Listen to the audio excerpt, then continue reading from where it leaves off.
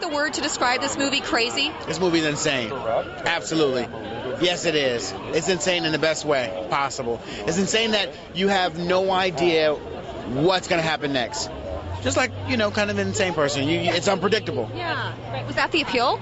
I think that's part of the appeal. Okay. I think that, a man taking an entire city hostage from prison is part of the appeal. It's a great concept. Yeah. But the fact that it's unpredictable, it takes you on a ride, it keeps you guessing, is, I think, another part of the appeal. Yeah. Well, that was a very fine line that you had to walk to make neither of them really, like, the audience doesn't hate them. How did you do that?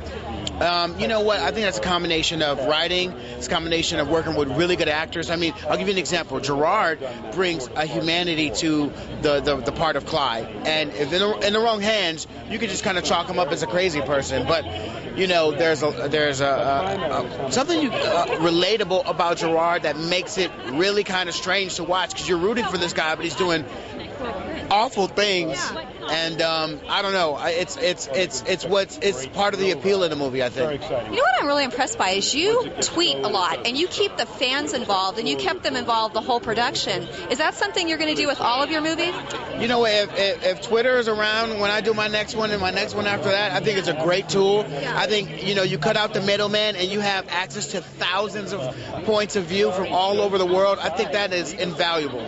Do you ever take their input and use it? Oh, absolutely. Absolutely. There's a couple times where I said, what do you think about this poster? What do you think about this idea? People would tell you honestly, and that's the good thing, because it's honest. Yeah. And, why not? Yeah.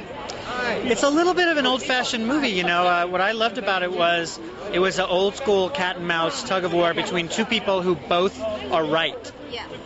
And I thought that was pretty unusual. When the idea was first pitched to me, I really was intrigued by that, and that stuck with me. And we did many, many drafts. I don't know, 20 or something drafts before we showed it to anybody. But the central idea always was the same. And it's very powerful, If you can't get justice, in the normal way, sometimes you have to get it, in an extraordinary way. And this character, he's a very compelling character, Clyde.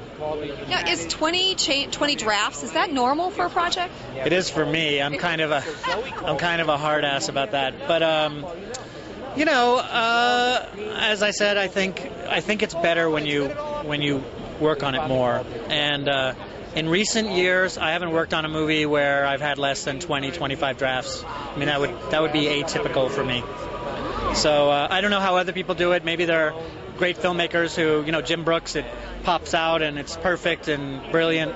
But not for me. For me, it takes a long time to get it right. And I won't make the movie until it's right. That makes sense. Now, these guys, Jerry Butler and Jamie Foxx, have very different personalities, and they bring very different things to this movie. So how did you know those two would work going against each other? They had instant chemistry. We had Jerry first, and he was playing the other role. He was playing the prosecutor role, and we were talking about Jamie as potentially playing the wronged father.